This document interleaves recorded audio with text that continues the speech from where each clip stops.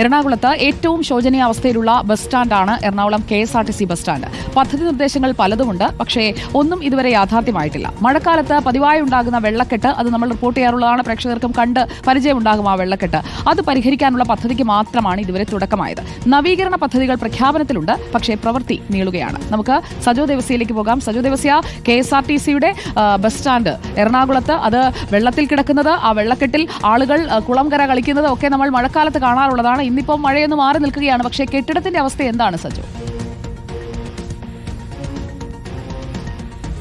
സുജയ, കേരളത്തിലെ ഏറ്റവും മോശം ബസ് സ്റ്റാൻഡുകൾക്ക് ഒരു അവാർഡ് ഏർപ്പെടുത്തുകയാണെങ്കിൽ ആദ്യ റാങ്കിലെത്താൻ എന്തുകൊണ്ടും യോഗ്യമാണ് എറണാകുളം KSRTC ബസ് സ്റ്റാൻഡ്. നൂറുകണക്കിന് ആളുകൾ അല്ലെങ്കിൽ ആയിരക്കണക്കിന് ആളുകൾ ദിനേന ആശ്രയിക്കുന്ന ബസ് സ്റ്റാൻഡാണ്. അതിൽ നമ്മൾ ജനപ്രതിനിധികളുമായി ഏറ്റവും ഒടുവിൽ സംസാരിച്ചിരുന്നു. ആ ഘട്ടത്തിൽ അവർ പറയുന്നതിൻ്റെ സ്ട്രക്ചറിന് കുഴപ്പമൊന്നുമില്ല, അതുകൊണ്ട് ഇത് നിലനിർത്താൻ പറ്റും, നവീകരണ പ്രവൃത്തി നടത്തിയാൽ മതി. ഇപ്പോൾ ഈ ഡ്രെയിനേജ് സംവിധാനത്തിൻ്റെ പ്രവൃത്തി ആരംഭിച്ചിട്ടുണ്ട്, അത് വസ്തുതയാണ്. പക്ഷേ നമുക്ക് ഈ ദൃശ്യങ്ങളിൽ കാണാം ഇതിൻ്റെ ഒരു അവസ്ഥ. അതായത് ഈ വെള്ളം ഈ ജനലുകളിലൊക്കെ വീണ് ജനലുകളൊക്കെ പൂർണ്ണമായും തകർന്നു. മറുഭാഗത്തൊക്കെ കമ്പികൾ തെളിഞ്ഞ ഭാഗവും യഥാർത്ഥത്തിൽ ഉണ്ട് എന്നതാണ്. ആയിരക്കണക്കിന് ആളുകൾ ഇങ്ങനെ ഇങ്ങോട്ടേക്ക് വരുന്നു. അവർക്ക് എന്ത് സുരക്ഷ യഥാർത്ഥത്തിൽ ഉണ്ട് എന്നതാണ് ചോദ്യം. ഒപ്പം ഒരു ഘട്ടത്തിൽ ഇത് പൊളിച്ച് നീക്കി പുതിയ പദ്ധതി വേണം എന്ന ആവശ്യമുണ്ട്. യഥാർത്ഥത്തിൽ നമുക്ക് ഈ ദൃശ്യങ്ങളിൽ കാണാം. യഥാർത്ഥത്തിൽ ആളുകൾ ഇങ്ങോട്ട് ധാരാളമായി കടന്നു പോകുന്ന പാതയാണ്. ആളുകൾ, യാത്രക്കാരുണ്ട്, ഇവിടുത്തെ ജീവനക്കാരുണ്ട്. ഇവിടുത്തെ ജീവനക്കാർ നമ്മളോട് സംസാരിക്കുകയായിരുന്നു. നമ്മളോട് നേരിട്ട് പ്രതികരിക്കാൻ, അവർക്ക് ക്യാമറയിൽ പ്രതികരിക്കാൻ അവർക്ക് തടസ്സങ്ങളുണ്ട്. കാരണം അവർ ജീവനക്കാരാണല്ലോ. അവർ ജീവൻ കയ്യിൽ പിടിച്ചുകൊണ്ടാണ്, ഉയിര് കയ്യിൽ പിടിച്ചാണ് ഇവിടെ നിൽക്കുന്നത്. അവിടെ ഒരു സ്റ്റാഫ് ക്വാർട്ടേഴ്സ് ഉണ്ട്, അത് എപ്പോൾ വേണമെങ്കിലും തകർന്നു വിടാമെന്നാണ് പറയുന്നത്. നമുക്ക് ഈ ദൃശ്യങ്ങളിലേക്ക് യഥാർത്ഥത്തിൽ പോയാൽ കാണാം. അതായത് ഈ കമ്പി ഇങ്ങനെ തെളിഞ്ഞു നിൽക്കുന്നു. ഇനിയിപ്പോൾ ഇത് ബലപ്പെടുത്താനാണെങ്കിൽ എപ്പോൾ ബലപ്പെടുത്തും? ഇനിയിപ്പോൾ ഇത് ഉരുണ്ട് വീണിട്ടാണോ അല്ലെങ്കിൽ എന്തെങ്കിലും പ്രശ്നം ഉണ്ടായിട്ടാണോ ബലപ്പെടുത്തേണ്ടത്? ഇവിടെയൊക്കെ കാണാം.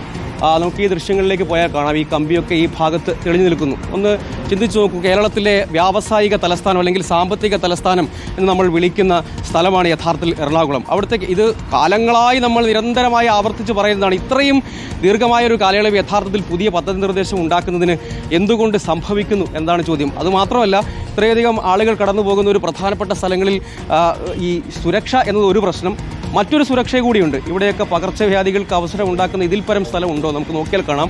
ഇങ്ങനെ ഈ ഭാഗത്തേക്ക് മുഴുവൻ പോയാൽ, ഇവിടെയും ഈ ദൃശ്യങ്ങളിലേക്ക് പോയാൽ കാണാം, കമ്പിയൊക്കെ തെളിഞ്ഞു നിൽക്കുന്നു. അപ്പോൾ ഈ ജനപ്രതിനിധികളൊക്കെ എന്തുകൊണ്ടാണ് എൻ്റെ സ്ട്രക്ചറിന് കുഴപ്പമൊന്നുമില്ല, നവീകരണ പ്രവൃത്തി മതി? ശരി, നവീകരണ പ്രവൃത്തി മതി, അതെപ്പോൾ തുടങ്ങാൻ കഴിയും?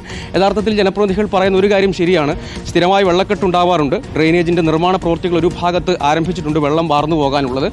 പക്ഷേ ഈ സുരക്ഷ, ഇത് കെട്ടിടത്തിൻ്റെ ഈ സ്ട്രക്ചറിൻ്റെ അല്ലെങ്കിൽ ഇതിൻ്റെ മേൽക്കൂരയുടെ ഒക്കെ സുരക്ഷ, ഈ കോൺക്രീറ്റിൻ്റെയൊക്കെ എത്രത്തോളം സുരക്ഷയുണ്ട്?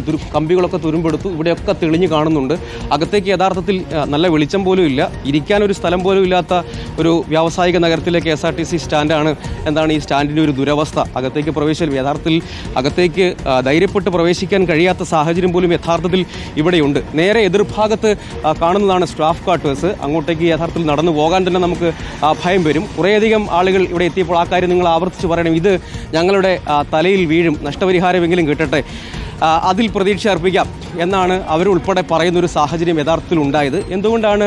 ഇവിടെയൊക്കെ നമുക്ക് കാണാം, അതൊക്കെ ഈ വെള്ളം വാർന്നും നനഞ്ഞും അവിടെയുള്ള ജനലുകളും എല്ലാം പൂർണ്ണമായും പലയിടത്തും തകർന്നു നശിച്ചു എന്ന് തന്നെ പറയാം.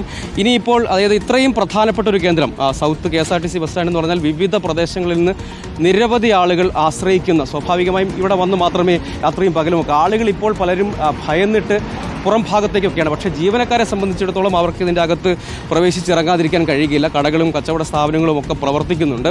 അവരെ സംബന്ധിച്ചിടത്തോളം ഉള്ള ആശങ്കയാണ് അപ്പോൾ ഈ ദുരന്തം ഉണ്ടായിട്ട്. കാരണം ഇവിടെ തന്നെ നമുക്ക് ഈ ദൃശ്യങ്ങൾ കാണാം, താഴത്തെ പില്ലറിൻ്റെ ഭാഗമൊക്കെ സമാനമായ രീതിയിൽ കമ്പി തെളിഞ്ഞു നിൽക്കുന്നു. അത് റീസ്ട്രക്ചറിങ് എങ്കിൽ റീസ്ട്രക്ചറിങ്, അതല്ല പൊളിച്ചു കളയേണ്ടത് സംബന്ധിച്ചുള്ള പഠന റിപ്പോർട്ട് യഥാർത്ഥത്തിൽ ഇല്ല എന്ന് പറയും. നേരത്തെ കൊച്ചി സ്മാർട്ട് മിഷൻ ലിമിറ്റഡ് പുതിയ പദ്ധതി നിർദ്ദേശം, അതായത് വൈറ്റില ഹബിനെയും ഇവിടുത്തെ സൗത്ത് KSRTC ബസ് സ്റ്റാൻഡിനെയും കാരിക്കാമറിൽ നിർദ്ദേശിച്ച പുതിയ പദ്ധതിയും ബന്ധിപ്പിച്ചുകൊണ്ട് പുതിയ പ്രോജക്റ്റിന് സ്മാർട്ട് മിഷൻ ലിമിറ്റഡ് പദ്ധതി തയ്യാറാക്കിയിരുന്നു.